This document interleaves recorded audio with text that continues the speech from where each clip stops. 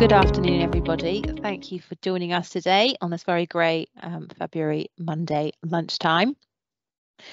We've got about an hour today. We can see how we get on for our first systems engineer in a year session. So this particular session is going to build on some of the exciting things that we touched on in our Early Careers Forum ASEC session back in November. And then we've got a panel as well at the end based off of it. So what are we going to cover? Firstly, I'll go into a little bit about what the ECF is and the series that's being run this year, and then a little bit more of a zoom in on this particular topic for today. So what exactly is a paper and why would you bother writing one? A little bit more about the specific review process for ASEC, so for the annual Systems Engineering Conference that is run every year by INCOSE UK. And then we've got an open panel discussion. So we've got some great questions already lined up, but please do pop any questions that might come to your mind in the chat pane, and we can cover them off. So we'll do introductions in a little bit, but just to set the scene, what exactly is the Early Careers Forum, ECF?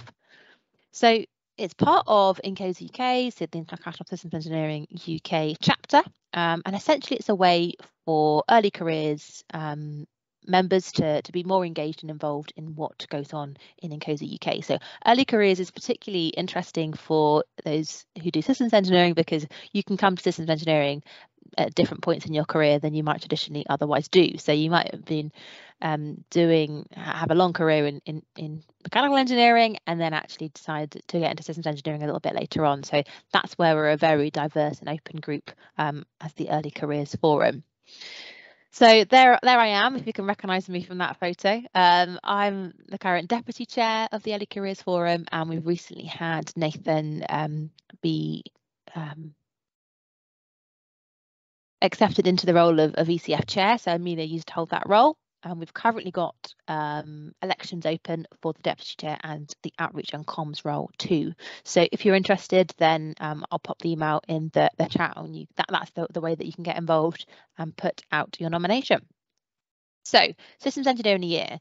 So last year, if you had any engagement at all, we ran a series across the whole year based on the INCOSE handbook. So that's looking across all the different things that you might want to learn as a systems engineer. And this year, we've got a bit of an overarching theme again. It's quite nice to think of the year as a whole, but we're looking a bit more across a slightly different remit rather than focusing on the chapters. So it's a series to highlight skills and experiences, things that you might need to become a systems engineer. And we're looking at planning 2 in-person events. So last year we had 1 in-person event, which was at ASEC 2022. So we're looking at doing an event at ASEC 2023 again. And we're also looking at doing an in-person event in the summer. So we've got some really exciting venues that we're looking at to host an in-person event there. And yeah, lots of other virtual sessions too. So if you've got any ideas as well that you particularly want to see, again, ping us an email into the ECF Chair email, and we'll see what we can do. Or even better, put yourself forward for one of the roles and give us a hand. But yeah, we're looking forward to another fun-packed year. But today we are specifically looking at paper writing. So as I mentioned, this is something that we covered off very briefly in our conference slot at ASEC last year. So we're really excited to have a dedicated session, and we're really excited to have Professor John Holt with us as well today. So he'll be joining us particularly for the questions a bit later. But what I'm going to do, I'm just going to set the scene a little bit, but I will invite Amelia and John to jump in if they want to. I've just got a couple of slides to basically give you a bit of background about what it is all about writing a paper. So the why, really, to begin with. So writing a paper is something that you maybe have a little bit of experience of when you were potentially studying, but it's not something that I don't think everyone necessarily thinks that they might spend their time on doing. But there's lots of reasons why you might do this. So sometimes it might be related to a particular topic that's maybe outside of your traditional work, but might be something that you're interested in. So what you can do is build your professional network and collaborate with people outside of potentially your project team or your line management team. And that will also enable you to develop new skills as well. It looks really good on your professional registration application. So whether that's CEng, CSEP, continued professional development, you're continuing to refine your skills. Fundamentally, you can do some new learning too, again, so outside of potentially your traditional project work, and also you can lead to further collaboration and research. So there's lots of fun reasons kind of why, I guess. And lots of people have different motivations too. It might be that they're not quite getting the stimulation that they want from their project, or they might want to explore something completely different, or equally they might want to show off about what they've been doing in their project work, and that's a good excuse to write a paper. So in particular, what exactly are we talking about? We're talking in this session about a conference paper.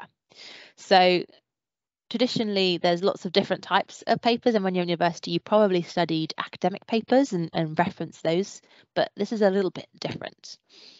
The conference paper are basically used at the annual Systems Engineering Conference for INCOSE UK, and they're really formalising and communicating around a specific topic.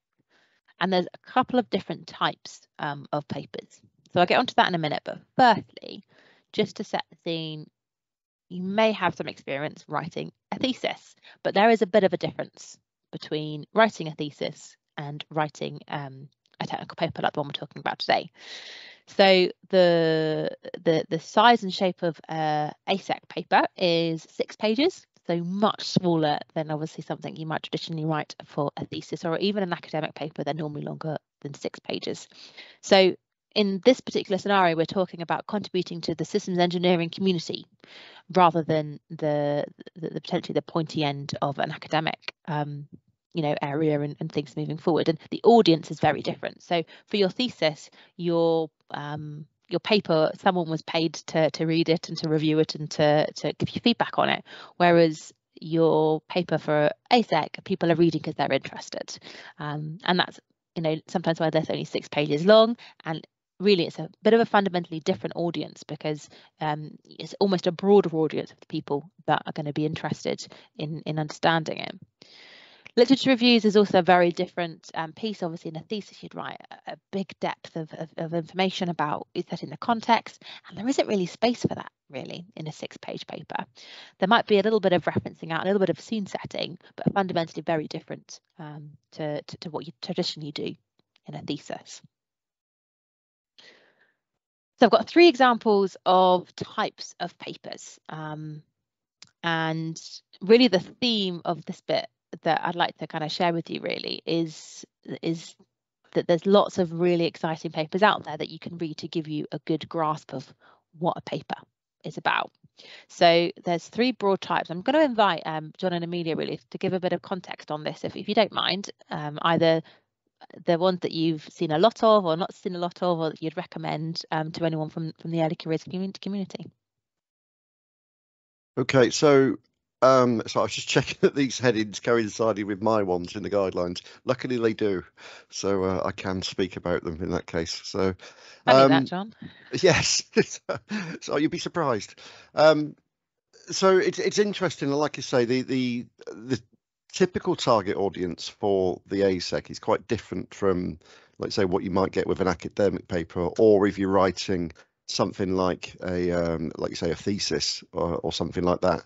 And as it's a very different target audience, it's a very different style of writing. So we got on here to say, so research, they tend to be from industry at the ASEC rather than academia. Obviously, we got quite a few academic people in INCOSE UK, but you've got to bear in mind it's very much an industrial conference, so the emphasis is a lot more on practical experience. So if you compare like our ASEC, they might have 200 attendees, there might only be sort of 10 from academia, or 10 or 15. Where if you go to an academic conference with 200 people, you might find there's only 10 from industry. So it's a very, very different audience. So even if you're presenting something like research, it's different presenting it to an industrial audience than it is to an academic audience. So and in fact, you can see some of the interesting thing on here on the research papers. One of them isn't an academic at all. So Ian Gibson is a practitioner working in industry, yet he's doing original research. We got Alan Smith is an academic, and obviously Amelia, you will that's an interesting third one, because Rick, your co-author in that one, Amelia, is an academic, whereas you're not, whereas that particular paper was based on some of your MSc work. So it is more of a mixture, but it's not the standard sort of academic paper. But really what we're looking at there is new ideas, and it's a very good sort of avenue to explore that, because it's putting an idea out there and people giving you, let's face it, quite blunt feedback at times. If you've ever had to stand up in front of an ASEC audience and present your work, some people can be a little bit brutal in their comments, either through just being quite unpleasant people or ignorant, one of the two. Most people are really, really lovely, but you do get the occasional person like that. But there we go. Case studies are I think very interesting as well, because case studies is very much look at what we did. You've got to be a little bit careful with the case studies, because you don't want to be presenting something that lots of people have done before. And this is something that we often we might have a very well written paper and it might not get through to the final presentation, because it's just that people are treading over old ground. So we're not saying it has to be massive original research, but it should be something quite novel that people haven't seen that much of before. So maybe it's an interesting application. So I'm just looking at the ones there, and the first one was an MBSE paper, an Agile. Both of those have been done to death, but actually applying it to satellites, for example, was a really interesting application that we hadn't seen before. So that flew through the reviewers, and all the reviewers really got quite excited about that. And on the best practice side, that's usually something that people are interested in. There's a lot of interest in industry, but maybe not that much direct literature out there, for example. So there's a couple of interesting ones there. Paul Davis, for example, his interface management paper actually evolved into a formal book, into a Don't Panic guide. We can see on there Aurelius as well, with the UAF, the Unified Architecture Framework, very, very popular, particularly big in the States.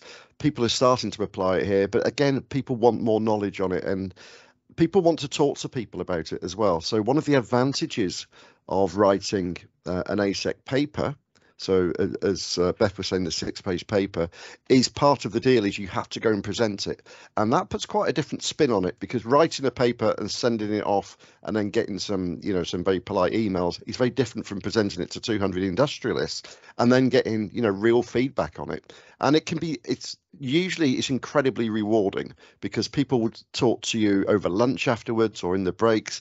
And if you present a paper, people will constantly be asking you about it for over 2 days.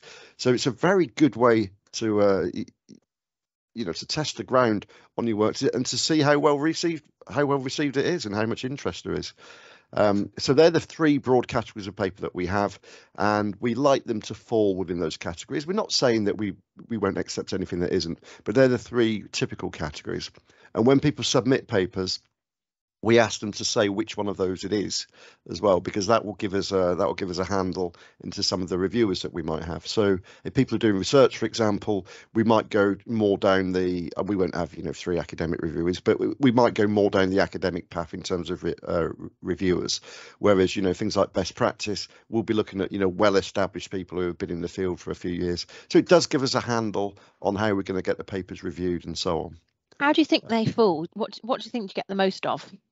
It really varies, because you get sort of hot topics. And so, interesting there, Agile for the last 2 years has been a really popular topic. And so, and because Agile is more, I would say it's more of a best practice at the moment, they tend to fall more into the case study bracket, because the best practice is, look, here's a thing, and this is all about it. So 2 or 3 years ago, we had quite a few on Agile as a best practice technique. But now we're seeing a lot more case studies on it, and it really does vary. I would say overall it's the case studies and the best practice rather than the research, but it just depends on the year and what we get submitted. So we normally have 11 slots for a paper, for papers at the ASEC, plus we have a couple of reserves, and we normally get and it does vary, but typically we'll get between 30 and 40 paper submissions coming in. And they aren't chosen on topic, they're chosen on the independent reviewer scores. But it is interesting seeing, because obviously I get to see all the topics, so I get to see a bit more, even the ones that don't make it through. But yeah, so I would say probably trying to put up probably 15% research and the rest split between the best practice and the case studies typically. But don't let that put you off submitting research, for example. So. Brilliant. Don't know if you want to add anything, Amelia. I've got some questions, but I wonder whether we should wait to the panel. No, I think yeah, let's head on forward. Brilliant. Okay, let me just I've got a couple more to chat through. So thank you so much, John. That was really, really useful. So just to give a bit of context and directioning. So is it every paper that's at an ASEC? I'm looking to John for a nod. Gets put onto the INCOSE UK website? It will be certainly about the last 10 years. I'm not sure historically how far. That's good enough. Yeah, there's a lot of back reading to do there. But it's also, so let's say it's the 11 papers, but we also have 2 or 3 reserve papers. Yeah. And they're papers that made the grade in terms of scores, but have just been on these not quite as high as the others, if you see what I mean. But they all get published as well. So they're all available on the website. They're also available in the proceedings. And as you know, we started last year actually giving them the opportunity to present them online as well in between that and the next ASEC. Sure. But yeah, so they are all there. I think you might have to go into the member space to get access to them.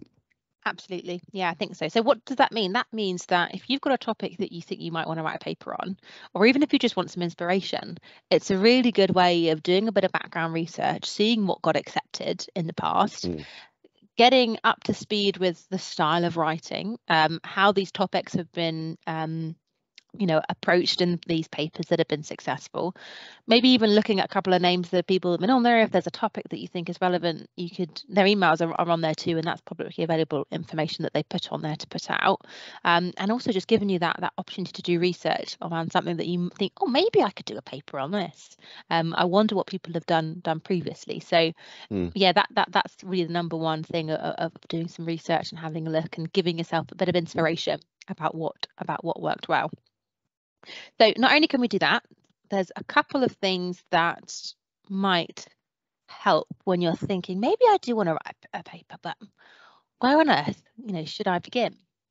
So there's a lot out there in terms of the world of systems engineering, and I think you'll be able to see that when you look at those example papers that have been published. But fundamentally, if it's something that you're interested in, within the systems engineering sphere, the chances are there's going to be someone else who's interested in hearing about it too. So where you've got skills and interests that align, where you've got a little bit of capacity to research and do some thinking and writing and analysis potentially as well, that's where it's a great place to begin. So looking again, like I say, at the topics that have been covered previously, where has the thinking got to?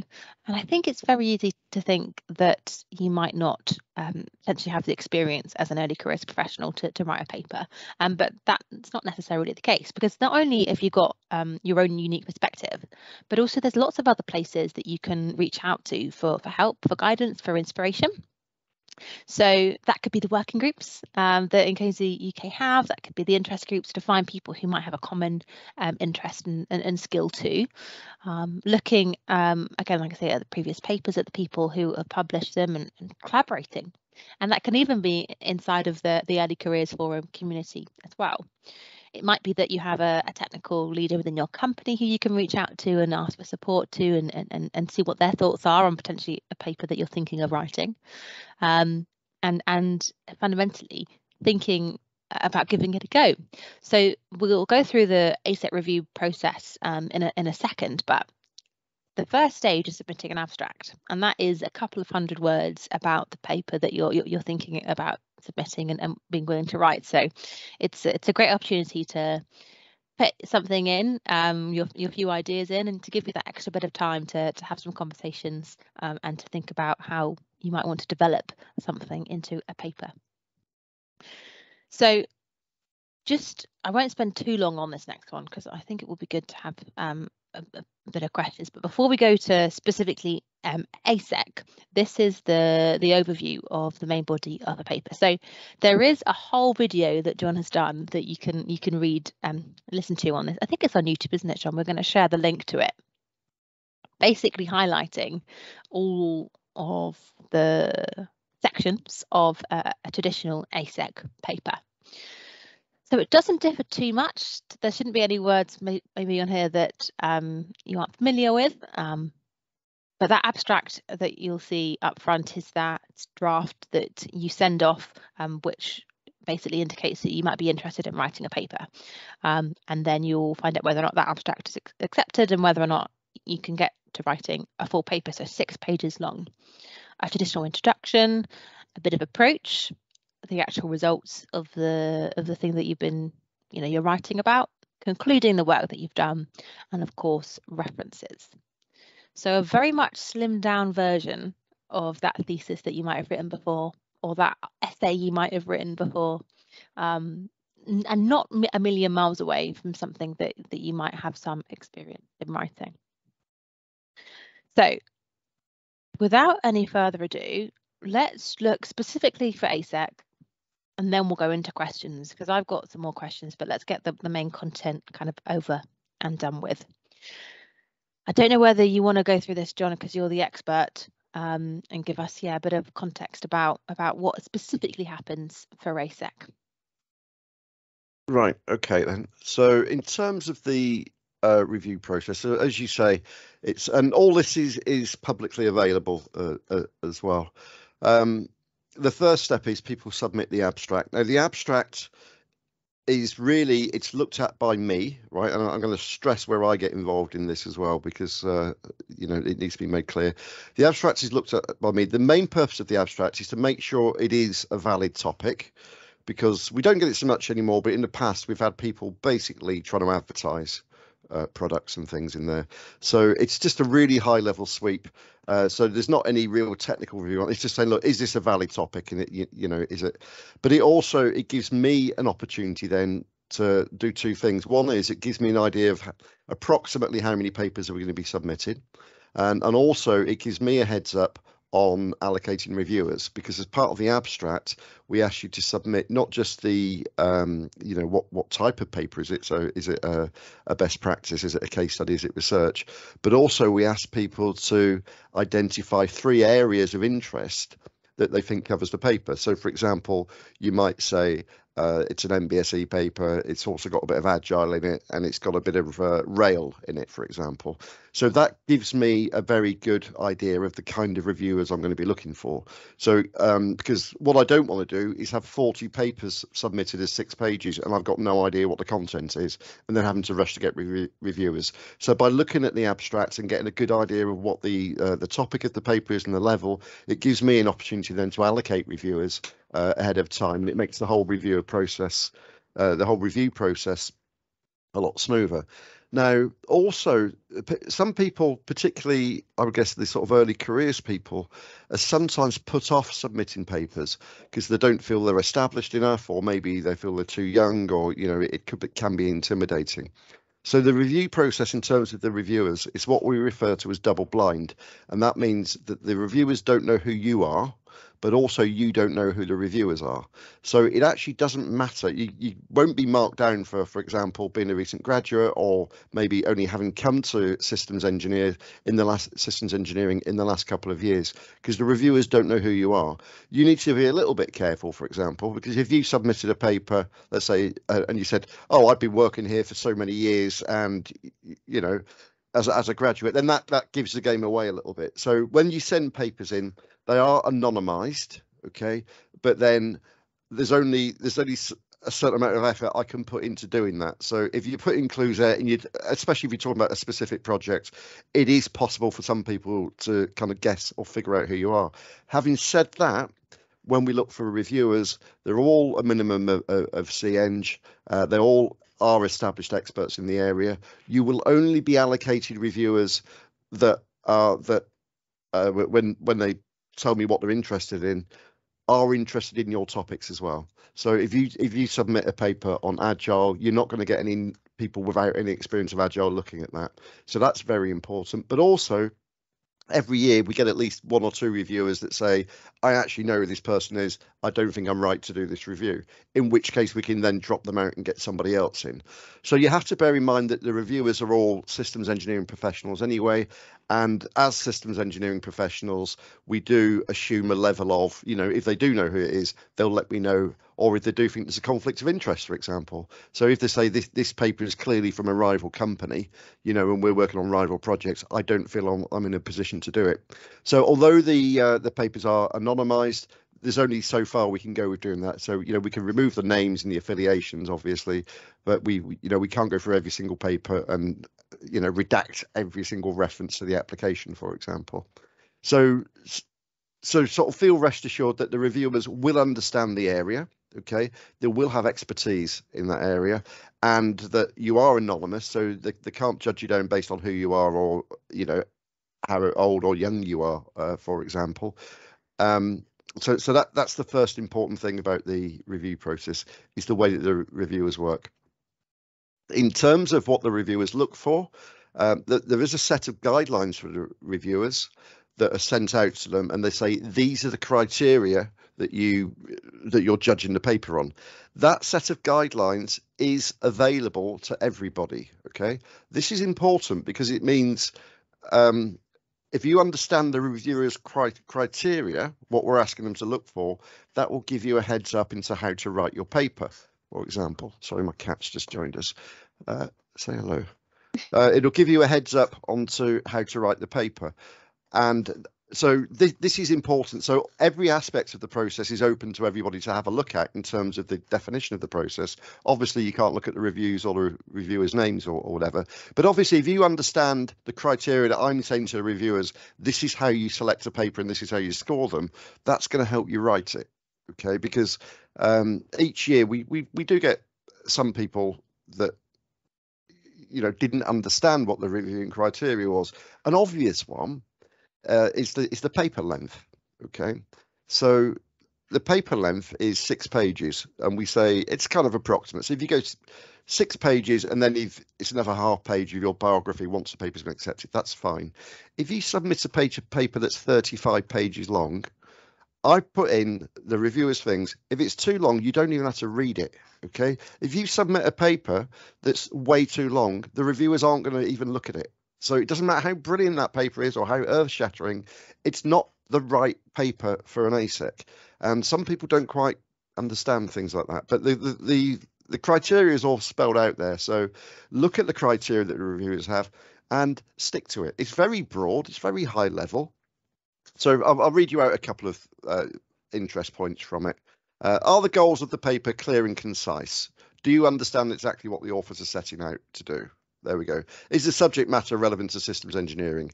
Have the authors established they're knowledgeable in the field? So this is kind of in place of the literature survey. So as you mentioned, Beth, you don't have time for a full literature survey, but you can, you know, you've got a couple of paragraphs to, you know, basics. Is the approach taken well thought out and scientific? Are the references relevant? What are the benefits of the paper? Do the conclusions reflect the original goals? So again, it's all kind of obvious stuff. Does it comply with the submission guidelines? Is it of an appropriate length? So it's very high level criteria, but please do look at them and bear that in mind, that's how I'm asking reviewers to review your paper. Papers are then scored between 0 and 10. Okay. And if you score 0, 1, 2 or 3 as an average between the 3 reviewers, it won't be published. It's as simple as that. Okay, it doesn't matter if every paper scores between 0 and 3. We don't just publish the highest scored papers. We do have our standards. So if it scores 3 or lower for the average score between all 3 reviewers, and this is why we have 3 reviewers, okay, it won't get published. It's as simple as that. Okay, if you score 4, 5, 6 or 7, it means it will potentially get published, but there's some issues you need to address. So maybe reviewers' comments you need to address. If it's 8, 9 or 10, it's definitely going in. Okay, so we normally have the 8, 9s and 10s go in pretty much automatically, and then it's between the 4, 5, 6, 7s between them, and basically we accept the papers on the highest score. I don't do any of the reviews at this point.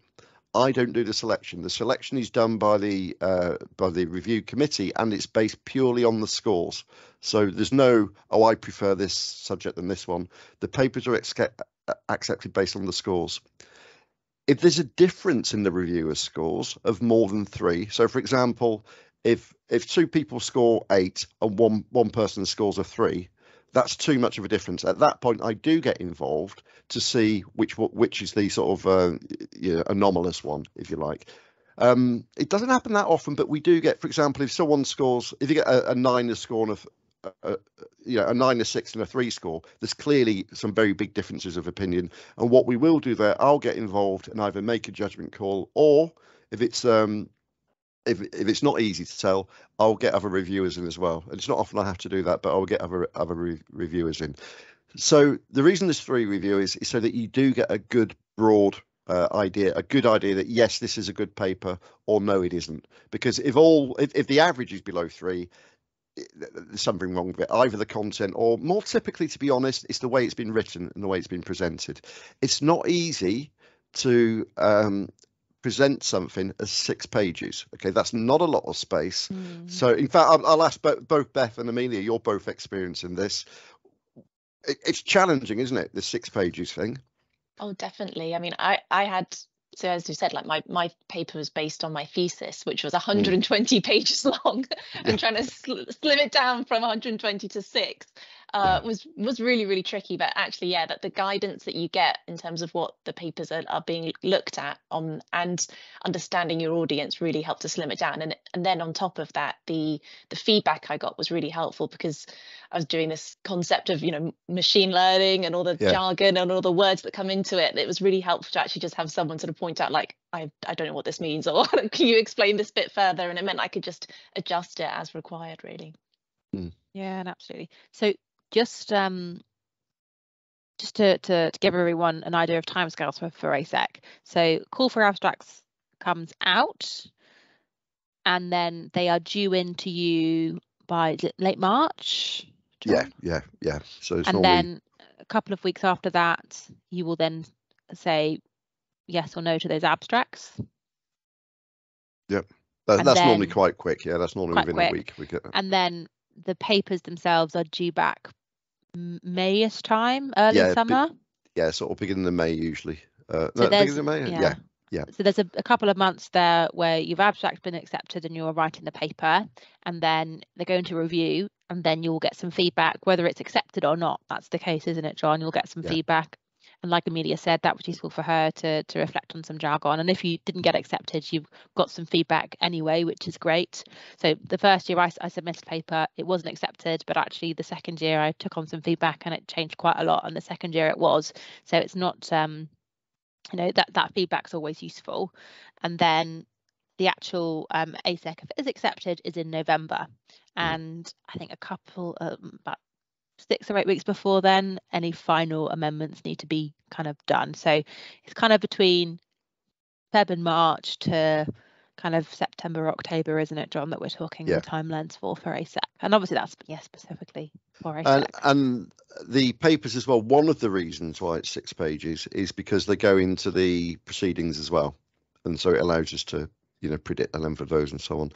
But so that's, so the timescales are very important. It's also, with regards to the 6 pages, there's, like I say, it's not an academic paper. You're not presenting a whole, like say, Amelia, a whole thesis about something. It should be, short, snappy. Can you communicate that quickly as well? Because even when you do the presentation, you've only, in reality, you've only got 35 minutes to do your presentation at the ASEC anyway, allowing, 10 minutes for questions or whatever. So, and I think it's an important skill to actually have as a systems engineer, is to be able to be concise and communicate an idea in a short amount of time. And I find writing, it's something that I do quite a lot of, that I enjoy. But also, if you're kind of new to writing these kinds of papers, I think it's very interesting, because if you think you understand something, you try and then write that in 6 pages or less so that a potential non-expert can understand it. And that really helps clear in your own mind, how do you get this across, and how do you truly understand it, and how do you boil it down to the essentials? So I think that's very important. Absolutely. And like you say, John, systems engineering is such a broad industry. You need to perfect that communication piece, don't you, so that we can all move forward our thoughts together. So time for questions. Please pop any questions you might have in the chat, and we can take you off of mute. But what I will also add real quickly, just while people are thinking and typing, is that on the reviewer front, so one of the things that we've been looking at, so there's a couple of initiatives that we're kind of looking to pilot this year. So one of them is helping to facilitate people who might be interested in writing a paper but might not necessarily have such a strong idea or the expertise that we might want to facilitate joining up across INCOSE. So that's one thing. Please send any interest in that to the CF Chair email. But also a second thing that we're thinking of piloting this year is essentially an early careers forum reviewer. So this is an opportunity to get a different perspective on some papers and give early careers forum members an opportunity to do reviewing at a slightly earlier stage. So personally, I've done reviewing for International Symposium. I've done it for the Europe and Middle East workshop, and I found it a really enjoyable experience, because you also get asked in those circumstances your level of confidence on the topic too. So you're being given the opportunity to read some papers, which is really interesting, but you're also growing your experience in it. And then you're able to give a review score of your view of it. You can put some comments in, but then you also are saying what's your confidence and experience level in that topic as well. So I think the first time I actually submitted to be a reviewer, they didn't need me in the particular topic, so they didn't, choose me. But the second time again, I put myself forward for it, and they did. And I had an enjoyable weekend reading 5 papers, and just the variety is really different. It's really fun and interesting to spend a bit of time, and there's a level of because I put myself forward for it, I then had to do it, which for me, it motivates me to read something that I wouldn't otherwise read, because I've signed up to do something and I've got a bit of experience. I'm holding myself accountable to doing that reviewing. So just saying, put yourself forward for things like that come through. The call for reviewers is open, isn't it, John? Yep. So we're looking at doing that from an early careers forum perspective. So please do get involved if you're not sure, where you are, if you've got an idea or not for a paper. Always put your name in the hat for all those sorts of opportunities, because it is an enjoyable experience and it grows you, as a systems engineer as well. Yeah, so I always welcome new reviewers. Also, I'd say with the ASEC, it differs depending on the on the event or whatever, but you will get a maximum of 3 papers to review as well. So bear that in mind. In terms of how much time is it going to take you? So a 6-page paper, in reality, you're looking at maybe, to do a good job on a review, an hour or so for each paper. So it's not that onerous. And as you say, Beth, it's the sort of thing you could do over a couple of evenings or at a weekend, or depending how generous your employees are. Absolutely, yeah. Over the course of 4 weeks at project time. So. No, absolutely. Actually, funnily enough, at IS, there wasn't such a paper limit. One of the papers was like 35 pages long, which just this is it. It's not fair on reviewers to send 10 papers, and some of that, and that's and it's interesting, the parallel that you drew earlier, Beth, when you said, well, when you submit your thesis, that's not far off a thesis length, someone's paid to do that. It's their job. That's fine. You have to bear in mind, all our reviewers are volunteers, and there's only so much time you can expect people to put in on that basis. Absolutely. And have an interest in it. So and we had, coming back to what you said as well, one of the things we also do, there's 2 areas in the reviewer's comments, and one is feedback to the author from the reviewer, and the other one is there's an anonymous feedback that the author doesn't know about to INCOSE UK. So if anyone's got any concerns about plagiarism, for example, there is a mechanism there that we don't get that many comments, but there is a mechanism there for people to feedback to us directly as well. We've got a question in from Zishan. As most of your papers come from your experience in the industry, do we need to have explicit? Right, it's going to give it. It's a question. It's a really good one. So it's about having permission from your employer or organisation for presenting the case study. It really depends on your employer, okay? Because some employers insist on vetting it beforehand. Okay. You also have to bear in mind that when you submit a paper, and this is typical for just about every conference in the world, the IPR transfers to the in this case to INCOSE UK. So that doesn't mean nobody else is allowed to use it, but so you've got to bear that in mind as well. So sometimes, particularly if you work for a government type organisations, there are some hoops to have to jump through, and we have fallen foul of that in the past where we've had papers and we've had to pull them at the last minute because we haven't had the approval from the company in time. So depending on who you work for, you might want to bear that in mind. So particularly if you work in, areas of defence or, very commercially sensitive areas, that's something that you've got to take into account. So how did you guys find it for your employers? Were they problematic or were they quite understanding? No, I mean, my paper was actually based on, because it was based on my own personal academic study. I think that a lot of the hoops weren't required. But if you're in doubt, always ask. I think for our company, it's the comms and marketing team, but you'll have a dedicated company. And when I was accepted to also present as well, I just wanted to make sure that it's okay for me to represent the company at a conference like that. But Beth, you had a case study, didn't you? So yes, mine was a case study based on a client project. And when I was initially writing and scoping, I did send it to a couple of my client, the actual clients, to see what they thought and have their kind of high level sign off of it. But in reality, I took all the details out. I took all of the client names. I completely separated it from the actual. And you don't even know what industry it's in. It's completely separate to what I did.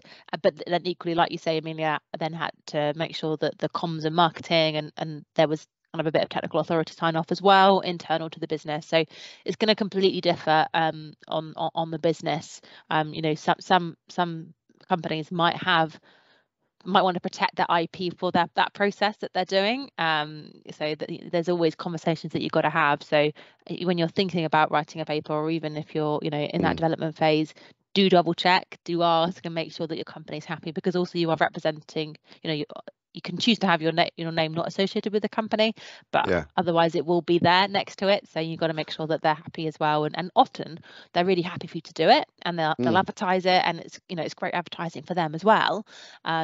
One thing we didn't mention as well is that another benefit of writing a paper ASEC is that you do get a reduced entry fee to attend in person. So it's a great excuse if you want to justify you're going to the conference and having a few days out of the office. So also, bear that in mind. But most companies are really happy for you to do it because you're developing yourself and you're getting the name out there. But every company's different, and have those right conversations, all the way throughout, so you're not getting any surprises.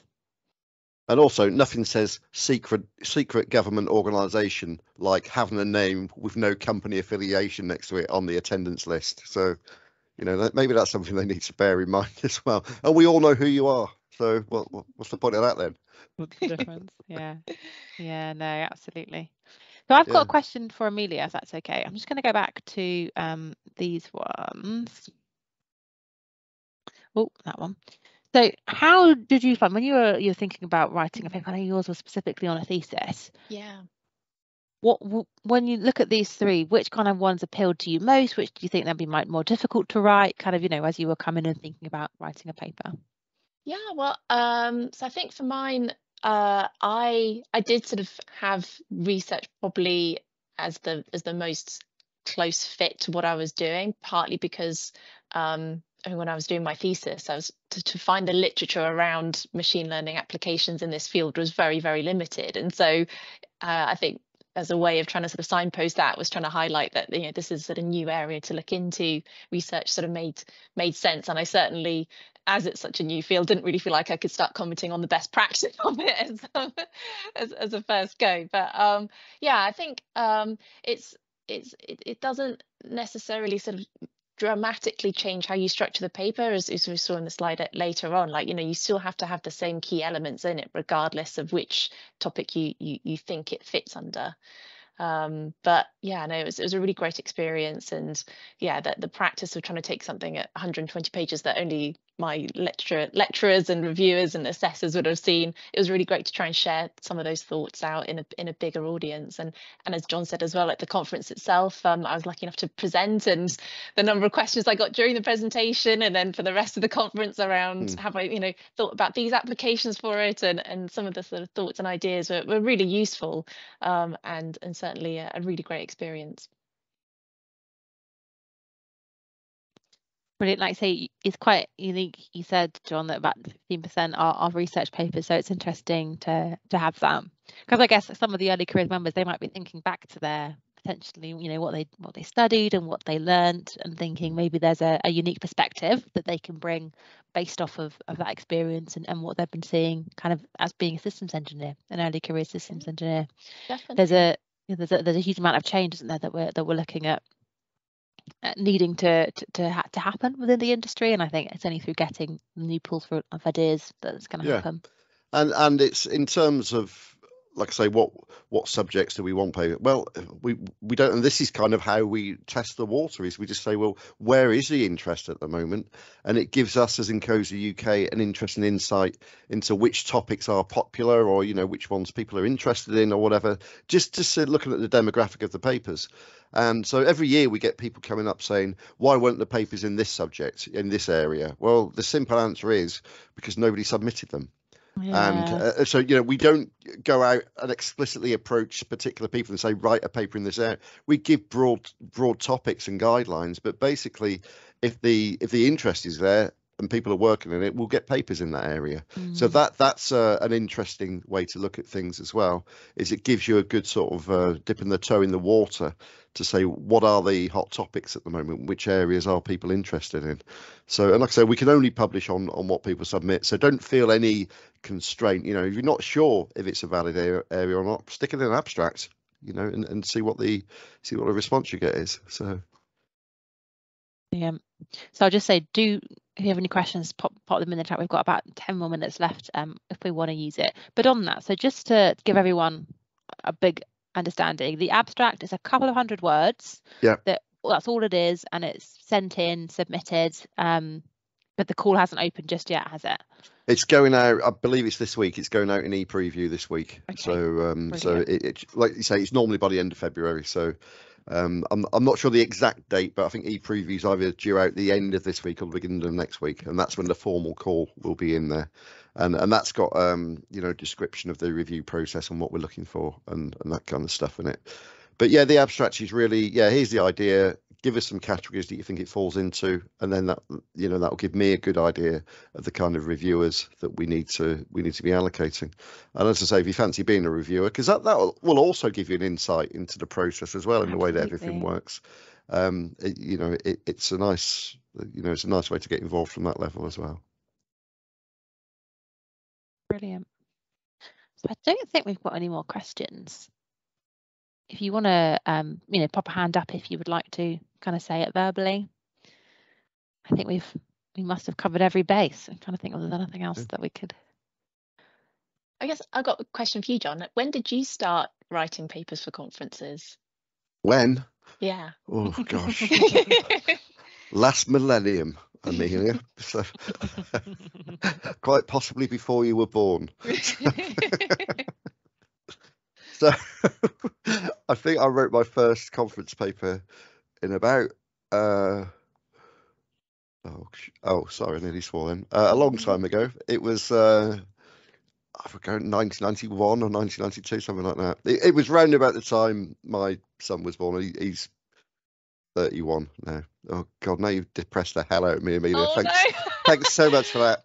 Yeah, no, a long time ago. But it is, it's very different writing. Conference papers, academic papers, books, and so on. They're all very different styles of writing. But it's a very worthwhile thing to, as you say at the beginning, don't rule out just having a massive ego as one of the benefits of writing papers either. But just communicating with your peers is, I don't think you can undervalue that. That's just so important, and getting it out there and seeing different people's opinions. And we often get, when people are often nervous about submitting papers, and I get quite a lot of first-time authors that say, well, I wasn't thinking of it, and then I came to an ASEC and I saw the variety and the level of them, and it actually gave them a bit of confidence to say, oh, actually, no, I think my work would fit in that, you know. Exactly. And the same with reading the previous papers. For me, that gave me a huge boost, because I was like, oh, there's so much variety and there's so much different types of content and different approaches, and actually what I'm thinking of is kind of similar to this paper, but with, you know, similar to this bit of this paper, and that kind of, like I say, gives you confidence in terms of what you can write. Yeah, so basically, you know, don't feel, and also, I'm going to say this now, I'm not encouraging it, but if people want to email me via my INCOSE UK Technical Director email address, and if you've got any specific questions, then please feel free to. Don't pester me, but if you've got any generic questions, then you can contact us. And so, for example, we've had people that said, we're not sure this is a valid topic or not, you know, and they've sent us a message, and we can get back to them and you know, give a bit of feedback on that. And we've also had papers looking about, bear in mind there's a best paper and a best presentation award at the conference, and the best paper is done on the scores, on a review of scores and only the scores, and the best paper is done on the scores from the people attending the conference and how they rate the presentation. Okay, now at least 2 of the previous best papers, or the very high scoring papers, have gone on to move into books, into our Don't Panic range, for example. So Paul Davies' interface one, James Towers and Alex Hazel are writing one on architecture frameworks at the moment. So it's a good sounding board, and with both of those papers, the feedback they got was so overwhelmingly positive, and people going, look, we need more really good, solid but basic information in these topics, because we don't know where to start looking. And it's like you were saying, Amelia, you look at, you know, machine learning and MBSE, there's not a great deal of literature out there on that subject. And so it's actually given us as INCOSE UK a good feel for, look, there's a lot of interest in this. And then we have approached those people and said, do you want to expand your paper into a Don't Panic guide? So, you know, the Don't Panic guides are 55 pages. So it's like the next step up. It's more of a thesis sort of length, but aimed at beginners. And so it gives us a very good indication as well of where the, you know, the hot topics are and that kind of thing. No, absolutely. They're really welcome all different types of ideas you've got.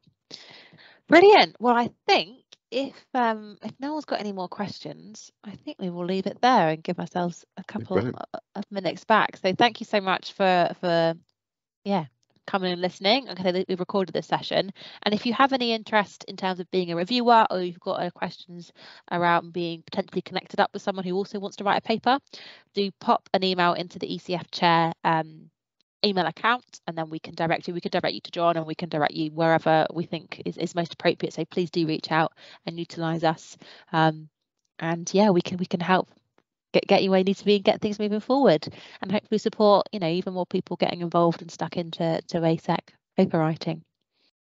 So thank you so much for your time. Have a great week. Brilliant. Thanks very much for inviting me. It's been a pleasure. See you all soon.